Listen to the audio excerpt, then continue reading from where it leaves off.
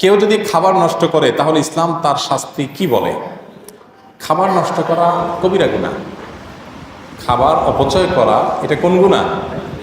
এটা কোনো ছোট গুনাহ না, এটা বড় গুনাহ, মহাপাপ। আজকাল তো এটা আমাদের কাছে, অনেকের কাছে ফ্যাশনে পরিণত হয়েছে। আমরা খাবার নষ্ট করলে মনে করি কি এটা ফ্যাশনের ব্যাপার আছে না?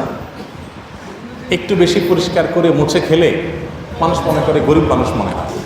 অনেক মানুষ আছে দেখবেন, প্লেট যদি মুছে খায়, একদম চেটে চেটে মুছে মুছে পরিষ্কার করে খেলো, তো দেখবেন অনেকে বলে মানে খাবার, অনেক খাবার নষ্ট করা সামনে নিয়ে সেটা তো অনেক পরের কথা, সামান্য একটু প্লেটের সাথে লেগে থাকা খাবার পর্যন্ত নষ্ট করে না অনেকে, এবং এটাই সুন্নাত।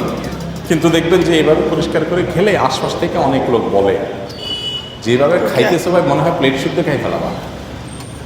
অনেকে বলে যেভাবে খাইতেছ একদম মনে হচ্ছে জীবনে খাওয়া